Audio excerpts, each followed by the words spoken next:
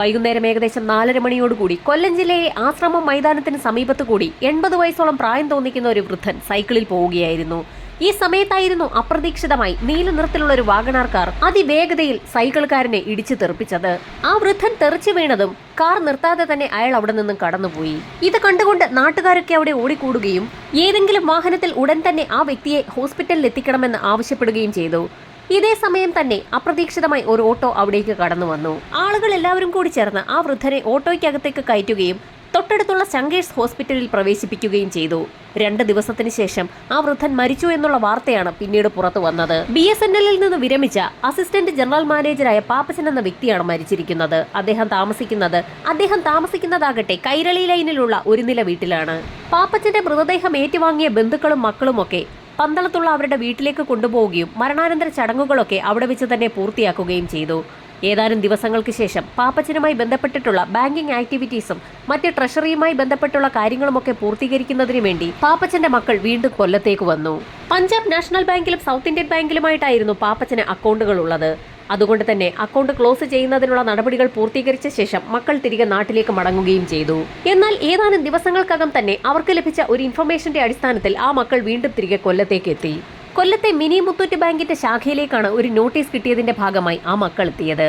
അവരുടെ അച്ഛൻ ഒരു ലോൺ എടുത്തിട്ടുണ്ട് എന്നുള്ളതായിരുന്നു ആ നോട്ടീസിൽ പറഞ്ഞിട്ടുള്ളത്. മിനി മുത്തൂറ്റിൽ ലോൺ എടുക്കുന്ന സമയത്ത് ഒരു ഇൻഷുറൻസ് ഫോം കൂടി ഒപ്പിട്ട് കൊടുക്കേണ്ടതുണ്ട്. ഏതെങ്കിലും കാരണവശാൽ ലോൺ എടുക്കുന്ന വ്യക്തി ആക്സിഡന്റിൽ മരിക്കുന്ന ഒരു സാഹചര്യം ഉണ്ടായാൽ ഇൻഷുറൻസ് അനുവദിക്കുന്നതുമായി ബന്ധപ്പെട്ടുള്ള ഒരു ഫോമിലാണ് യഥാർത്ഥത്തിൽ പാപ്പച്ചൻ ഒപ്പിട്ട് കൊടുത്തിട്ടുള്ളത്. അങ്ങനെ ഒരു സ്കീം അവിടെ ഉണ്ടോ എന്നറിയുന്നതിന് വേണ്ടിയിട്ടാണ് ആ മക്കൾ എത്തിയത്. അവർ കാര്യം പറഞ്ഞതിനെ തുടർന്ന് പാപ്പച്ചനുമായി ബന്ധപ്പെട്ട് ആ ബാങ്കിലുള്ള രേഖകളൊക്കെ മാനേജരും മറ്റുള്ള ആളുകളുമൊക്കെ മക്കൾക്ക് മുൻപാകെ സമർപ്പിച്ചു. പിന്നീട് ഞെട്ടിക്കുന്ന ഒരു കാര്യമായിരുന്നു ബാങ്ക് ഉദ്യോഗസ്ഥർ ആ മക്കളോട് പറഞ്ഞത്. പാപ്പച്ചൻ തങ്ങളുടെ ബാങ്കിൽ നിന്നും 29 ലക്ഷം രൂപ ലോൺ എടുത്തിട്ടുണ്ടെന്നുള്ള വിവരം ഉദ്യോഗസ്ഥൻ പറഞ്ഞപ്പോൾ ആ മക്കൾക്ക് തീർത്തും അമ്പരപ്പായിരുന്നു. കാരണം ഏതാനും ദിവസങ്ങൾക്ക് മുൻപ് പഞ്ചാബ് നാഷണൽ ബാങ്കിന്റെ ശാഖയിലെത്തിയപ്പോൾ ആ ബാങ്കിൽ അക്കൗണ്ട് ഉണ്ടായിരുന്ന പാപ്പച്ചൻ മരിക്കുന്നതിന് ഏതാനും ദിവസങ്ങൾക്ക് മുൻപ് 14 ലക്ഷം രൂപ ക്യാഷായി പിൻവലിച്ചു എന്നുള്ള കാര്യം ബാങ്കുകാർ പറഞ്ഞിരുന്നു. ഇപ്പോൾ മിനി മുത്തൂറ്റിൽ നിന്നും 29 ലക്ഷം രൂപ ലോൺ എടുത്തതായും അറിഞ്ഞിരിക്കുകയാണ്. പണം ചെലവാക്കാൻ മടിയുള്ള തീർത്തും പിശുക്കനായ ഒരു വ്യക്തിയായിരുന്നു പാപ്പച്ചൻ. നല്ല വസ്ത്രം പോലും വാങ്ങി ധരിക്കുന്നത് അദ്ദേഹത്തിന് ഇഷ്ടമുള്ള കാര്യമായിരുന്നില്ല. അങ്ങനെ ഒരു വ്യക്തി ഇത്രയും പണം എന്തിനായിരിക്കാം പിൻവലിച്ചതെന്ന് മക്കൾക്ക് സംശയം തോന്നി. പിതാവിന്റെ കൈവശം ഇത്രയും പണമുണ്ടെന്നുള്ള കാര്യം പോലും മക്കൾക്കറിയില്ലായിരുന്നു. മക്കൾക്ക് പുറമെ ബന്ധുക്കളെയുമൊക്കെ പാപ്പച്ചൻ അകറ്റി നിർത്തിയിരിക്കുകയായിരുന്നു. പാപ്പച്ചന്റെ പണം പിൻവലിക്കലുമായി ബന്ധപ്പെട്ട് സംശയം തോന്നിയ മക്കൾ ഉടൻ തന്നെ കൊല്ലം സ്റ്റേഷനിലെത്തി ഒരു പരാതി നൽകി. പാപ്പച്ചന്റെ സൈക്കിൾ ഇടിച്ചു തെറിപ്പിച്ചത് നീല നിറത്തിലുള്ള ഒരു വാഗണാർ കാറായിരുന്നു. അത് ഓടിച്ചിരുന്നത് അനിമോൻ എന്നൊരു വ്യക്തിയാണ്. അയാൾക്കെതിരെ മനഃപൂർവ്വമല്ലാത്ത നരഹത്യക്ക് കേസെടുക്കുകയും പിന്നീട് വിട്ടയക്കുകയും ചെയ്തിട്ടുണ്ട്. കൊല്ലം സ്റ്റേഷനിൽ അങ്ങനെ ഒരു കേസ് നിലനിൽക്കുമ്പോഴാണ് പാപ്പച്ചന്റെ മക്കൾ മറ്റൊരു പരാതിയുമായി ഇപ്പോൾ സ്റ്റേഷനിലേക്ക് എത്തിയിരിക്കുന്നത്. പണം ചിലവാക്കാൻ മടിയുള്ളതുകൊണ്ട് തന്നെ ഓട്ടോയിലോ കാറിലോ ഒന്നും തന്നെ സഞ്ചരിക്കാത്ത ഒരു വ്യക്തിയാണ് പാപ്പച്ചൻ. അതുകൊണ്ടാണ് അയാൾ സ്ഥിരമായി സൈക്കിളിൽ സഞ്ചരിക്കുന്നത്. അതുകൊണ്ട് തന്നെ അങ്ങനെ ഒരു വ്യക്തി ഇത്രയും പണം പിൻവലിച്ചതിൽ തങ്ങൾക്ക് സംശയമുണ്ടെന്ന് ആ മക്കൾ പോലീസിനോട് ആവർത്തിച്ചു പറഞ്ഞു. മാസം 80,000 രൂപ പെൻഷൻ ലഭിക്കുന്ന ഒരു വ്യക്തി കൂടിയാണ് പാപ്പച്ചൻ. അതുകൊണ്ട് തന്നെ ഒരു കാരണവശാലും അയാൾക്ക് ലോൺ എടുക്കേണ്ട യാതൊരു ആവശ്യവുമില്ല എന്ന് ആ മക്കൾ പോലീസിനോട് പറഞ്ഞു. സൈക്കിൾ അല്ലാതെ മറ്റൊരു വാഹനവും അയാൾക്ക് സ്വന്തമായില്ല. അതുമാത്രവുമല്ല, മറ്റെവിടെയെങ്കിലും പ്രോപ്പർട്ടി ഉള്ളതായിട്ടും ആ മക്കൾക്കറിയില്ല. താമസിക്കുന്ന വീട്ടിൽ യാതൊരു വിധത്തിലുള്ള പുതുക്കിപ്പണികളും നടത്തിയിട്ടുമില്ല. കൈരളി ലൈനിലുള്ള ഏറ്റവും ഇടിഞ്ഞു വീഴാറായ ഒരു വീടാണ് പാപ്പച്ചന്റേത്. മാസം 80,000 രൂപ വീതം പെൻഷൻ പറ്റുന്ന BSNL-ൽ നിന്ന് വിരമിച്ച ഒരു അസിസ്റ്റന്റ് ജനറൽ മാനേജറുടെ വീടാണതെന്ന് കാണുന്ന ആരും പറയില്ല. അപ്പോൾ പിന്നെ ആ പണം പാപ്പച്ചൻ എന്ത് ചെയ്തു എന്ന് മക്കൾക്ക് സംശയം തോന്നി. പറയത്തക്ക സുഹൃത്ത് ബന്ധങ്ങളോ ബന്ധുക്കളും മക്കളുമായും വലിയ അടുപ്പമോ ഒന്നും തന്നെ പാപ്പച്ചനില്ല. തെരുവ് നായ്ക്കൾക്ക് ഭക്ഷണം കൊടുക്കുന്ന ഒരു വിനോദം മാത്രമാണ് പാപ്പച്ചനുള്ളത്. നായ്ക്കൾക്ക് ഭക്ഷണം കൊടുക്കുന്നതിനായി നിരവധി പാത്രങ്ങളും അയാൾ വീട്ടിൽ വാങ്ങിവെച്ചിട്ടുണ്ട്. അതുകൊണ്ട് തന്നെ പാപ്പച്ചന്റെ വീടിരിക്കുന്ന ഭാഗത്ത് ഒരു തരത്തിലുമുള്ള ശല്യവും ഉണ്ടാകാതെ നോക്കാൻ ആ നായ്ക്കൾക്കറിയാമായിരുന്നു. പാപ്പച്ചന്റെ ദുരൂഹമായ സ്വഭാവത്തെക്കുറിച്ച് മക്കൾ പോലീസിനോട് പറഞ്ഞപ്പോൾ അവർക്കും ചില സംശയങ്ങൾ തോന്നി. എങ്കിൽ പോലും വാഹനമിടിച്ചാണ് പാപ്പച്ചൻ മരിച്ചിരിക്കുന്നതെന്നും വാഹനം ഇപ്പോഴും തങ്ങളുടെ കസ്റ്റഡിയിലുണ്ടെന്നും പ്രതി ജാമ്യത്തിലാണെന്നും മരിക്കുന്നതിന് മുൻപ് എന്തെങ്കിലും വ്യക്തിപരമായ ആവശ്യമുള്ളതുകൊണ്ടായിരിക്കാം പാപ്പച്ചൻ പണം പിൻവലിച്ചതെന്നുമൊക്കെ പോലീസ് സംഘം ആ മക്കളോട് പറഞ്ഞു.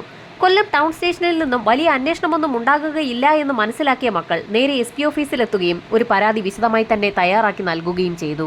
മാസം 80,000 രൂപ പെൻഷൻ ലഭിക്കുന്ന ഇത്രയും വലിയൊരു ഉദ്യോഗസ്ഥൻ വലിയൊരു തുക ലോൺ എടുത്തതിലും 14 ലക്ഷം രൂപ ഒറ്റയടിക്ക് പിൻവലിച്ചതിലുമൊക്കെ SP-ക്ക് സംശയം തോന്നി. SP-യുടെ നിർദ്ദേശത്തിൽ ഉടൻ തന്നെ ഒരു സ്പെഷ്യൽ ഇൻവെസ്റ്റിഗേഷൻ ടീമിനെ തന്നെ കോൺസ്റ്റിറ്റ്യൂട്ട് ചെയ്യുകയും അന്വേഷണം വിപുലമാക്കാൻ തീരുമാനിക്കുകയും ചെയ്തു.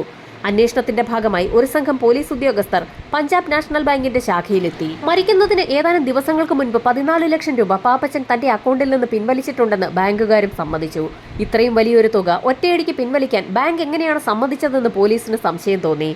റിലേഷൻഷിപ്പുമായി ബന്ധപ്പെട്ടാണ് അത്തരമൊരു സൗകര്യം ബാങ്ക് നൽകിയതെന്നായിരുന്നു അവരുടെ മറുപടി. കാരണം പാപ്പച്ചന്റെ പെൻഷൻ തുക ആ ബാങ്കിലേക്കാണ് വരാറുള്ളത്. അയാൾക്ക് ബാങ്കിൽ വലിയൊരു ഡെപ്പോസിറ്റ് തന്നെയുണ്ട്. ബാങ്കിന്റെ സ്ഥിരം കസ്റ്റമർ ആയതുകൊണ്ട് തന്നെയാണ് യാതൊരുവിധ മടിയും കൂടാതെ അത്രയും വലിയൊരു തുക പിൻവലിക്കാൻ ബാങ്കും തയ്യാറായത്. അത് മാത്രവുമല്ല, 45 ലക്ഷം രൂപ പഞ്ചാബ് നാഷണൽ ബാങ്കിൽ പാപ്പച്ചൻ നിക്ഷേപിച്ചിട്ടുണ്ടായിരുന്നു എന്നും എന്നാൽ ഇപ്പോൾ ആകെ 1 ലക്ഷം രൂപയിൽ താഴെ മാത്രമേ അവിടെ ഡെപ്പോസിറ്റ് ഉള്ളൂ എന്ന് കൂടി കേട്ടപ്പോൾ പോലീസുകാർക്ക് ആകെ അമ്പരപ്പായിരുന്നു. മരിക്കുന്നതിന് ഏതാനും നാളുകൾക്ക് മുൻപ് ഒറ്റ ചെക്കിലൂടെ പാപ്പച്ചൻ 30 ലക്ഷം രൂപ അക്കൗണ്ടിൽ നിന്ന് പിൻവലിച്ചിരുന്നു. മരിക്കുന്നതിന് 2 ദിവസം മുൻപായിരുന്നു ബാക്കിയുള്ള 14 ലക്ഷം രൂപ കൂടി പിൻവലിച്ചത്. ശേഷിക്കുന്ന 1 ലക്ഷം രൂപയിൽ താഴെയുള്ള ബാലൻസ് മാത്രമാണ് ഇപ്പോഴുള്ളതെന്ന് കൂടി കേട്ടപ്പോൾ പോലീസിന് ആകെ സംശയമായി. ഈ സമയത്തായിരുന്നു ബാങ്ക് ഉദ്യോഗസ്ഥർ മറ്റൊരു കാര്യം കൂടി പോലീസിനോട് പറയുന്നത്.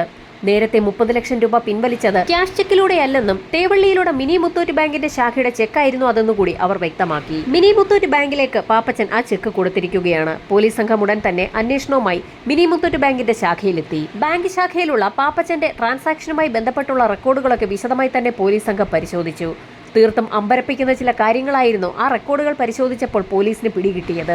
5, 10, 15 ലക്ഷം വീതം പാപ്പച്ചൻ പലപ്പോഴായി മിനി മുത്തൂറ്റ് ബാങ്കിന്റെ ശാഖയിൽ നിന്നും ലോൺ എടുത്തിരിക്കുകയാണ്.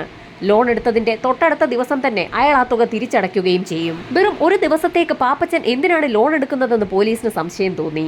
സ്പെഷ്യൽ ഇൻവെസ്റ്റിഗേഷൻ ടീം അതുവരെ കളക്ട് ചെയ്ത എല്ലാ വിവരങ്ങളും SP അറിയിക്കുകയും ചെയ്തു. തങ്ങൾ വിചാരിച്ചതുപോലെ ഇതൊരു സാധാരണ കേസല്ല എന്നും ഇതിന് പിന്നിൽ നിരവധി ആളുകളുണ്ടെന്നും ഉന്നത ഉദ്യോഗസ്ഥരടങ്ങുന്ന സംഘത്തിന് വ്യക്തമായി. പാപ്പച്ചന്റെ മരണത്തിൽ എന്തോ ചില ദുരൂഹതകളുണ്ടെന്ന് മനസ്സിലാക്കിയ പോലീസ് സംഘം നേരത്തെ അയാളെ കാറിടിച്ച് വീഴ്ത്തിയ വാഗണാറിന്റെ ഉടമ അനുമോനെക്കുറിച്ച് വിശദമായി ഒന്ന് അന്വേഷിക്കാൻ തന്നെ തീരുമാനിച്ചു. അനുമോനെക്കുറിച്ച് വിശദമായി അന്വേഷിച്ചപ്പോഴായിരുന്നു അയാൾ ഒരു സീസൺഡ് ക്രിമിനലാണെന്നും ഒരുപാട് ക്രിമിനൽ ആക്ടിവിറ്റീസുമായി ബന്ധപ്പെട്ടിട്ടുണ്ടെന്നും പോലീസിന് വ്യക്തമാകുന്നത്. അങ്ങനെയെങ്കിൽ അയാൾ പാപ്പച്ചനെ കാറിടിച്ചതുമായി ബന്ധപ്പെട്ട് എന്തെങ്കിലും ദുരൂഹതയുണ്ടോ എന്ന് മനസ്സിലാക്കുന്നതിനായി പാപ്പച്ചന്റെ ആക്സിഡന്റ് നടന്ന ദിവസം ആശ്രമ മൈതാനത്തിന് സമീപമുള്ള ഏതെങ്കിലും വീടുകളിലോ കടകളിലോ CCTV വിഷ്വൽസ് ഉണ്ടെങ്കിൽ അവയൊക്കെ ഒന്ന് പരിശോധിക്കാൻ തന്നെ തീരുമാനിച്ചു. അങ്ങനെ പരിശോധിക്കുന്നതിനിടയിലായിരുന്നു സംഭവം നടന്നതിന് ഏകദേശം 100 മീറ്റർ പുറകോട്ട് മാറി ഒരു വീട്ടിൽ CCTV ഉണ്ടെന്നുള്ള കാര്യം പോലീസിന് വ്യക്തമാകുന്നത്. ആ വീട്ടിൽ നിന്നും സംഭവം നടന്ന ദിവസത്തെ CCTV വിഷ്വൽസ് ഒക്കെ പോലീസ് കളക്ട് ചെയ്തു. CCTV വിഷ്വൽസിൽ സംഭവം നടക്കുന്ന സമയത്ത് ആശ്രമ മൈതാനത്തിന് സമീപത്ത് കൂടി 100 km/h വേഗതയിൽ പാഞ്ഞു പോകുന്നതും പോലീസുകാരുടെ ശ്രദ്ധയിൽപ്പെട്ടു. കാൽനട യാത്രക്കാരും വാഹനങ്ങളുമൊക്കെയുള്ള തിരക്കുള്ള ആ റോഡിലൂടെ അത്രയും സ്പീഡിൽ വാഹനം ഓടിച്ച് ആ വ്യക്തി പോകുന്നതിൽ തന്നെ പോലീസിന് ചില അസ്വാഭാവികതകൾ തോന്നി. അങ്ങനെ തോന്നിയ പോലീസ് സംഘം ഉടൻ തന്നെ അനുമോനെ കസ്റ്റഡിയിലെടുത്ത് ചോദ്യം ചെയ്യൽ ആരംഭിച്ചു. ചോദ്യം ചെയ്തെങ്കിലും അയാൾ പ്രത്യേകിച്ചൊന്നും തന്നെ വിട്ടുപറഞ്ഞില്ല. അനുമോനൊന്നും തുറന്നു പറയില്ല എന്ന് മനസ്സിലാക്കിയ പോലീസ് സംഘം അയാളുടെ ട്രാക്ക് റെക്കോർഡുകളൊക്കെ ഒന്ന് പരിശോധിച്ചു. കൊല്ലം ജില്ലയിൽ വിവിധ സ്ഥലങ്ങളിൽ പല കേസുകളിലും പ്രതിയാണ് അനുമോനുമായി ബന്ധപ്പെട്ടുള്ള കേസ് ഫയലുകൾ പരിശോധിക്കുന്നതിനിടയിലായിരുന്നു അയാൾ നടത്തിയിട്ടുള്ള ഓരോ കുറ്റകൃത്യങ്ങളും അതുമായി ബന്ധപ്പെട്ടുള്ള വിചാരണയും FIRൽ രേഖപ്പെടുത്തിയിട്ടുള്ള കാര്യങ്ങളുമൊക്കെ പോലീസിന്റെ ശ്രദ്ധയിൽപ്പെടുന്നത്. കേസുകളുമായി ബന്ധപ്പെട്ടുള്ള കോടതി വിചാരണയും വിധികളുമൊക്കെ പരിശോധിക്കുന്നതിനിടയിലായിരുന്നു അനുമോന് വേണ്ടി സ്ഥിരമായി വാദിക്കാറുണ്ടായിരുന്ന വക്കീലിന്റെ പേര് പോലീസിന്റെ ശ്രദ്ധയിൽപ്പെടുന്നത്.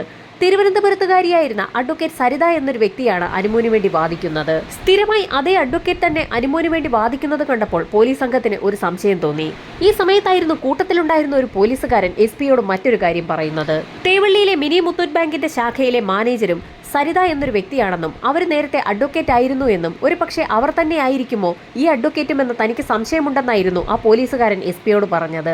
സംശയം തോന്നിയ പോലീസ് സംഘം ഉടൻ തന്നെ മിനി മുത്തൂറ്റ് ബാങ്കിന്റെ ശാഖയിലെത്തി. ആ സമയത്ത് ബാങ്കിൽ സരിതയും ബാങ്കിലെ തന്നെ മറ്റൊരു സ്റ്റാഫ് അനൂപ് എന്നൊരു വ്യക്തിയും ഉണ്ടായിരുന്നു. പോലീസ് സംഘം വിശദമായി തന്നെ സജിതയെ ചോദ്യം ചെയ്തു. താൻ നേരത്തെ അഡ്വക്കേറ്റ് ആയിരുന്നു എന്നും 10 വർഷമായി കൊല്ലം ബാറിൽ പ്രാക്ടീസ് ചെയ്തിരുന്നു എന്നും എന്നാൽ മിനി മുത്തൂറ്റ് ബാങ്കിൽ ഒരു ജോലി കിട്ടിയപ്പോൾ താൻ ഇങ്ങോട്ടേക്ക് മാറിയതാണെന്നുമൊക്കെ സരിത പോലീസിനോട് മറുപടിയും പറഞ്ഞു. വക്കീലായി ജോലി ചെയ്തിരുന്ന സമയത്ത് സ്ഥിരമായി അനുമോൻ എന്നൊരു പ്രതിക്ക് വേണ്ടി സരിത സ്ഥിരമായി വാദിക്കാറുണ്ടായിരുന്നു അല്ലേ എന്ന് പൊടുന്നനെയായിരുന്നു തീർത്തും അപ്രതീക്ഷിതമായി SP സരിതയോട് ചോദിച്ചത്.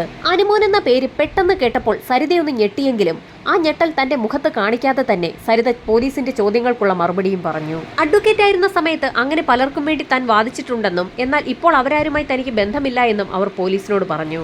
എന്നാൽ ഏതാനും ദിവസങ്ങൾക്ക് മുൻപ് സരിത അനുമോനെ കോൺടാക്ട് ചെയ്തതായി സൈബർ സെല്ലിൽ നിന്ന് തങ്ങൾക്ക് ഇൻഫർമേഷൻ ലഭിച്ചിട്ടുണ്ടെന്നും അനുമോനൊപ്പം ചേർന്ന് സരിത ചില കുറ്റകൃത്യങ്ങൾ നടത്തിയതായി തങ്ങൾക്ക് സൂചന ലഭിച്ചിട്ടുണ്ടെന്നും അതുകൊണ്ട് തന്നെ സരിതയെ കസ്റ്റഡിയിൽ എടുക്കുന്നതിന് വേണ്ടിയാണ് തങ്ങൾ വന്നിട്ടുള്ളതെന്ന് കൂടി പോലീസ് പറഞ്ഞതോടുകൂടി സരിത ആകെ അമ്പരന്നു. സരിതയേക്കാൾ കൂടുതൽ ഞെട്ടിയത് സരിതയ്ക്ക് സമീപം നിന്നിരുന്ന അനൂപ് എന്ന വ്യക്തിയാണ്. പോലീസ് സംഘം അനൂപിന് നേരെ തിരിഞ്ഞതിന് ശേഷം അനൂപിനെ കൂടി തങ്ങൾ കസ്റ്റഡിയിൽ എടുക്കുകയാണെന്ന് അയാളോട് പറഞ്ഞു. പാപ്പച്ചനുമായി ബന്ധപ്പെട്ടിട്ടുള്ള എല്ലാ രേഖകളും മിനി മുത്തൂറ്റ് ബാങ്കിന്റെ ശാഖയിൽ നിന്നും പോലീസ് സംഘം കണ്ടെടുത്തു. പലതവണ പാപ്പച്ചൻ ബാങ്കിൽ നിന്ന് ലോൺ എടുത്തിരിക്കുകയാണ്. ലോണുമായി ബന്ധപ്പെട്ട് പാപ്പച്ചൻ ഒപ്പിട്ട് നൽകിയിട്ടുള്ള രേഖകളാണ് ആരെയും അമ്പരപ്പിക്കുന്നത്. ലോൺ എടുത്തിരിക്കുന്ന രേഖകളിലുള്ള ഒപ്പുകളൊന്നും തന്നെ പാപ്പച്ചന്റേതല്ല. പാപ്പച്ചന്റെ യഥാർത്ഥ ഒപ്പ് ഇപ്പോൾ പോലീസിന്റെ കൈവശമുണ്ട്. അതുകൊണ്ട് തന്നെ ലോണിന്റെ പേപ്പേഴ്സിൽ ഒപ്പിട്ടിരിക്കുന്നത് പാപ്പച്ചൻ അല്ല എന്നുള്ളത് ഒറ്റ നോട്ടത്തിൽ തന്നെ ആർക്കും മനസ്സിലാകും. സ്ഥിരമായി ഇങ്ങനെ പാപ്പച്ചന്റെ ഒപ്പിടുമ്പോൾ യാതൊരു കുറ്റബോധവും തോന്നാറില്ലേ എന്ന് അപ്രതീക്ഷിതമായി തന്നെ SP സരിതയോട് ചോദിച്ചു. ആ നിമിഷത്തിൽ തന്നെ താൻ പിടിക്കപ്പെട്ടു എന്ന് സരിതയ്ക്ക് ബോധ്യമായി. ബാങ്കിൽ നിന്ന് ലഭിക്കാവുന്ന എല്ലാ രേഖകളും കൈവശപ്പെടുത്തിയ ശേഷം സരിതയും അനൂപുമായി പോലീസ് സംഘം SP ഓഫീസിലെത്തി. സ്റ്റേഷനിലെത്തിയപ്പോഴായിരുന്നു സരിതയും അനൂപും മറ്റു രണ്ടുപേർ സ്റ്റേഷനിൽ നിൽക്കുന്ന കാഴ്ച കാണുന്നത്. ഒന്ന് പാപ്പച്ചനെ കാറിടിച്ച് തെറിപ്പിച്ച അനുമോൻ എന്ന വ്യക്തിയും രണ്ടാമത്തേത് കാറിടിച്ച സമയത്ത് പാപ്പച്ചനെ ആശുപത്രിയിലേക്ക് കൊണ്ടുപോകാനെത്തിയ ഓട്ടോ ഡ്രൈവർ മാഹിനുമായിരുന്നു. അത് സ്റ്റേഷനിലുണ്ടായിരുന്ന ഓട്ടോ ഡ്രൈവർ മാഹിൻ ആ സമയത്തും പോലീസിനോട് പല കാര്യങ്ങളും പറയുന്നുണ്ടായിരുന്നു. വണ്ടി ഇടിച്ച സമയത്ത് യാദൃശ്ചികവശാൽ താൻ അവിടെ എത്തിയതാണെന്നും ആ സമയത്തായിരുന്നു അയാളെ താൻ ഹോസ്പിറ്റലിൽ എത്തിച്ചതെന്നും അതല്ലാതെ തനിക്കൊരു കാര്യവും അറിയില്ല എന്നും മാഹിൻ പോലീസിനോട് ആവർത്തിച്ച് പറഞ്ഞുകൊണ്ടേയിരുന്നു. പോലീസ് സംഘം കസ്റ്റഡിയിലെടുത്ത പ്രതികളുമായി സംഭവം നടന്ന ദിവസത്തേതുപോലെ ആശ്രമം മൈതാനത്തിന് സമീപത്തെത്തിച്ച് എല്ലാ കാര്യങ്ങളും അന്ന് നടന്ന രീതിയിൽ അനുകരിച്ച് കാണിക്കാൻ ആവശ്യപ്പെട്ടു. തെളിവെടുപ്പ് പൂർത്തിയാക്കിയ ശേഷം തിരികെ സ്റ്റേഷനിലെത്തിച്ച് പല കാര്യങ്ങളും പല ആവർത്തി പോലീസ് സംഘം ആ പ്രതികളോട് ചോദിച്ചു. പോലീസിന്റെ കർക്കശമായ ചോദ്യം ചെയ്യലുകൾക്കൊടുവിൽ കൂട്ടത്തിലുണ്ടായിരുന്ന അനൂപ് എന്ന വ്യക്തി പല കാര്യങ്ങളും പോലീസിനോട് പറഞ്ഞു തുടങ്ങി. സംഭവം നടന്ന ദിവസം വൈകുന്നേരം 4:30 മണിയോടുകൂടി അനൂപ് പാപ്പച്ചനെ കണ്ടിരുന്നു. ഒരു ചായ കുടിക്കാൻ തനിക്കൊപ്പം വരാമോ എന്ന് അനൂപ് പാപ്പച്ചനോട് ചോദിക്കുകയും ചെയ്തു. അങ്ങനെ ഒരുമിച്ചിരുന്ന് ചായ കുടിക്കത്തക്ക വിധം ഒരു പരിചയം അനൂപും പാപ്പച്ചനും തമ്മിലുണ്ടായിരുന്നു. ഏതാനും നാളുകൾക്ക് മുൻപായിരുന്നു അനൂപും സരിതയും കൂടി മുത്തൂറ്റിന്റെ ഫീൽഡ് ഏജന്റുമായി പാപ്പച്ചന്റെ വീട്ടിലെത്തിയത്. ഫീൽഡ് സർവേ വഴിയാണ് ഒട്ടുമിക്ക ബാങ്കുകളും ആളുകളെ തങ്ങളുടെ ബാങ്കിലേക്ക് ക്യാൻവാസ് ചെയ്യാറുള്ളത്. അത്തരത്തിലൊരു ക്യാൻവാസിംഗിന്റെ ഭാഗമായിരുന്നു അന്ന് അവരും പാപ്പച്ചന്റെ വീട്ടിലെത്തിയത്.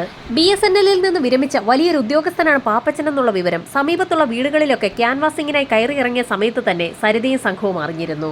അങ്ങനെ പാപ്പച്ചന്റെ വീട്ടിലേക്കെത്തിയ മിനി മുത്തൂറ്റ് ബാങ്കിന്റെ മാനേജറായ സരിതയും അസിസ്റ്റന്റ് മാനേജറായ അനൂപും അവരുടെ ഫീൽഡ് സ്റ്റാഫും കൂടി പാപ്പച്ചനോട് അവരുടെ ബാങ്കിന്റെ പുതിയ സ്കീമിനെ കുറിച്ച് സംസാരിച്ചു തുടങ്ങി. പ്രായമായ വ്യക്തികൾക്ക് പരമാവധി പലിശ നൽകുന്ന പുതിയ സ്കീമിനെ കുറിച്ച് കേട്ടപ്പോൾ തന്നെ പാപ്പച്ചന് അത് ഇഷ്ടപ്പെടുകയും ചെയ്തു.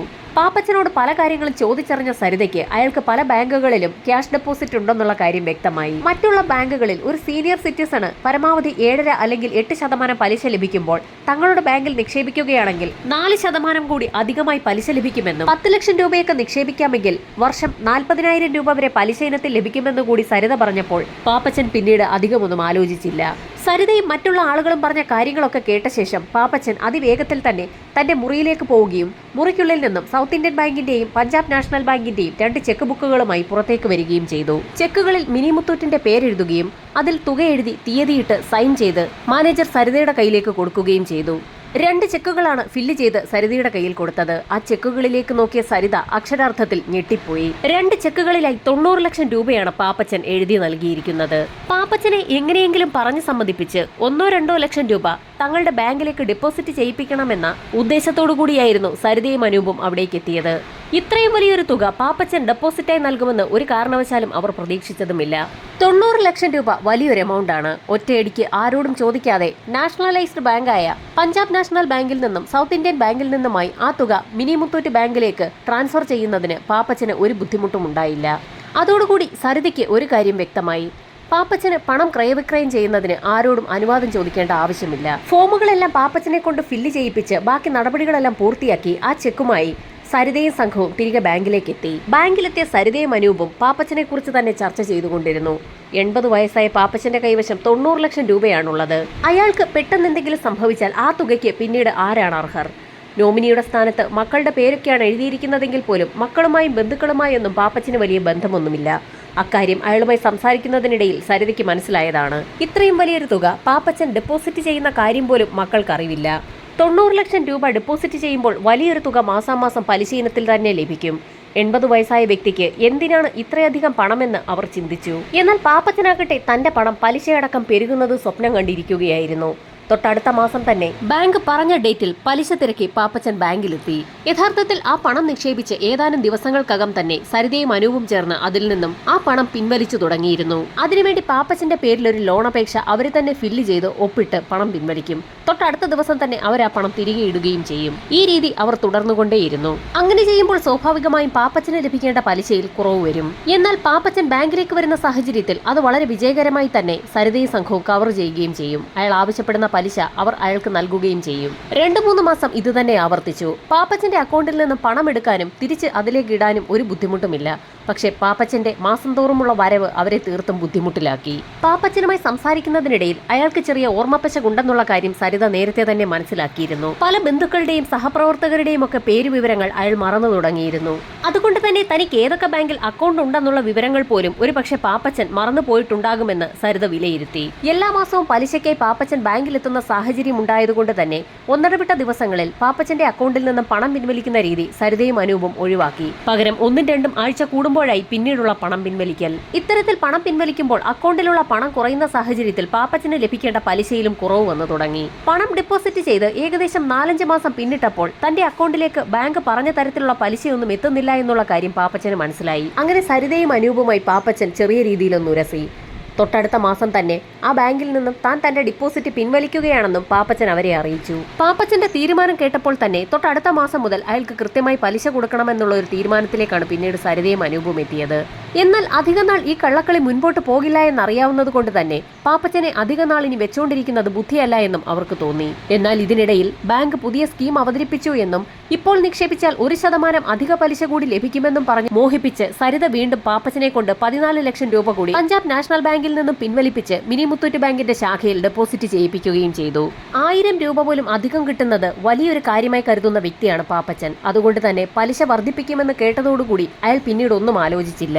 പാപ്പച്ചന്റെ കയ്യിൽ നിന്നും 14 ലക്ഷം രൂപ കൂടി എത്തിയ സാഹചര്യത്തിൽ പിന്നീട് എന്ത് വേണമെന്നുള്ള കാര്യത്തിൽ സരിതയും അനൂപും നേരത്തെ തന്നെ തീരുമാനമെടുത്തു വെച്ചിരിക്കുകയായിരുന്നു. അവരുടെ പ്ലാൻ നടപ്പിലാക്കുന്നതിന്റെ ഭാഗമായായിരുന്നു അനിമോൻ എന്ന ക്രിമിനലിനെ അവർ രംഗത്തിറക്കിയത്. അങ്ങനെ സംഭവം നടന്ന ദിവസം ഏകദേശം 4 മണിയോടുകൂടി ആശ്രമം മൈതാനത്തിന് സമീപം തന്റെ ബൈക്കുമായി അനൂപ് എത്തി. അതുവഴി സൈക്കിളിൽ വന്ന പാപ്പച്ചനോട് ഒരു ചായ കുടിക്കാമോ എന്ന് അയാൾ ചോദിച്ചു. തന്റെ വകയായി ഒരു ചായ വാങ്ങി നൽകാമെന്ന് പറഞ്ഞാൽ പാപ്പച്ചൻ അതിൽ വീഴുമെന്ന് അനൂപിന് നേരത്തെ തന്നെ 100% ഉറപ്പുള്ള കാര്യമാണ്. അങ്ങനെ അനൂപ് പറഞ്ഞതനുസരിച്ച് അനൂപിന്റെ ബൈക്കിനെ ഫോളോ ചെയ്ത് പാപ്പച്ചനും മുൻപോട്ട് പോയി. ആളൊഴിഞ്ഞ ഒരു സ്ഥലത്തെത്തിയപ്പോൾ അനൂപ് തന്റെ മൊബൈൽ ഫോൺ എടുത്ത് അനൂപിനെയും അതുപോലെ തന്നെ പാപ്പച്ചനെയും ഫോളോ ചെയ്ത് നിശ്ചിത അകലത്തിൽ പിന്നിലുള്ള നീല വാഗണർ കാർ ഓടിച്ചു വരികയായിരുന്ന അനുമോന് സിഗ്നൽ നൽകുകയും ചെയ്തു. സിഗ്നൽ കിട്ടിയതും 100 km/h വേഗതയിൽ പിന്നാലെയുണ്ടായിരുന്ന അനുമോൻ പാപ്പച്ചനെയും സൈക്കിളിനെയും അതിശക്തമായി തന്നെ ഇടിച്ചു തെറിപ്പിച്ചു. ഈ സംഭവം നടന്ന് ഏതാനും നിമിഷങ്ങൾക്കകം തന്നെ ഇടവഴിയിൽ ഓട്ടോയുമായി കാത്തുനിന്ന മാഹിൻ അവിടേക്ക് എത്തുകയായിരുന്നു. മറ്റൊരു നിർദ്ദേശം കൂടി സരിത മാഹിന് നൽകിയിരുന്നു. ഏതെങ്കിലും കാരണവശാൽ പാപ്പച്ചൻ മരിക്കാതിരിക്കുന്ന ഒരു സാഹചര്യം ഉണ്ടായാൽ പോകുന്ന വഴിയിൽ അയാളെ കൊലപ്പെടുത്തുക. പാപ്പച്ചൻ ജീവനോടെ ഇരിക്കുന്നത് സരിതയ്ക്കും അനൂപിനും ഭീഷണി ഉയരുന്ന സാഹചര്യത്തിലായിരുന്നു അത്തരത്തിലൊരു നിർദ്ദേശം സരിത ഓട്ടോക്കാരൻ മാഹിന് നൽകിയത്. കൃത്യം നടത്തുന്നതിന് വേണ്ടി അനുമോനെ 2.5 ലക്ഷം രൂപയാണ് സരിത ഓഫർ ചെയ്തിരുന്നത്. സംഭവം നടന്നതിന്റെ അന്ന് തന്നെ അനുമോൻ വാഗണർ കാറിന്റെ ഉടമസ്ഥനോടൊപ്പം കൊച്ചിയിലേക്ക് മുങ്ങുകയും ചെയ്തു. 2 ദിവസത്തിന് ശേഷമാണ് അവർ പിന്നീട് മടങ്ങി വന്നത്. അതിനോടകം തന്നെ പാപ്പച്ചൻ മരണപ്പെട്ട വാർത്ത ഓട്ടോക്കാരൻ മാഹിൻ അവർക്ക് റിപ്പോർട്ട് ചെയ്യുകയും ചെയ്തു. പാപ്പച്ചന്റെ മരണാനന്തര ചടങ്ങുകൾ പൂർത്തിയായി എന്നറിഞ്ഞതിന് ശേഷമായിരുന്നു കൊച്ചിയിൽ നിന്നും അനുമോനും അയാളുടെ കൂട്ടാളിയും തിരികെ എത്തിയത്. തിരികെ എത്തിയ അവർ നേരെ പോയത് സരിതയുടെ അടുത്തേക്കാണ്. തനിക്ക് 2.5 ലക്ഷം രൂപ പോരാ എന്നും 25 ലക്ഷം രൂപ വേണമെന്നും അയാൾ സരിതയോട് ആവശ്യപ്പെട്ടു. വിലപേശലിനൊടുവിൽ നിവൃത്തിയില്ലാതെ സരിത 19 ലക്ഷം രൂപ അനുമോന് നൽകുകയും ചെയ്തു. അനൂപും അനുമോനും എല്ലാ കാര്യങ്ങളും പോലീസിന് മുൻപാകെ തുറന്ന് സമ്മതിച്ചതോടുകൂടി മറ്റ് നിവൃത്തിയില്ലാതെ സരിതയും താൻ ചെയ്ത കുറ്റങ്ങളെല്ലാം ഏറ്റുപറഞ്ഞു. തീർത്തും ഒരു ആക്സിഡന്റായി എഴുതി തള്ളേണ്ടിയിരുന്ന ഒരു കേസാണ് പോലീസിന്റെ അതിസമർത്ഥമായ അന്വേഷണത്തിനൊടുവിൽ ഒരു കൊലപാതകമാണെന്ന് തെളിഞ്ഞത്. ഇനിയും ഈ കേസുമായി ബന്ധപ്പെട്ട് നിരവധി അന്വേഷണങ്ങൾ പൂർത്തിയാക്കാനുണ്ടെന്ന് SP മാധ്യമങ്ങളോട് വ്യക്തമാക്കി. പാപ്പച്ചന് എവിടെയൊക്കെ പണമിടപാടുകൾ ഉണ്ടെന്നും സ്വത്തുവകകൾ ഉണ്ടെന്നും ഡെപ്പോസിറ്റുകൾ ഉണ്ടെന്നുമൊക്കെ സമഗ്രമായ ഒരു അന്വേഷണത്തിലൂടെ മാത്രമേ കണ്ടെത്താനാകൂ. അതിനുള്ള അന്വേഷണമാണ് പോലീസിന്റെ ഭാഗത്തു നിന്നും ആരംഭിച്ചിരിക്കുന്നത്. കൃത്യം നടത്തിയവർക്കുള്ള ശിക്ഷാവിധി എന്താണെന്നുള്ളത് വൈകാതെ തന്നെ അറിയാൻ കഴിയും.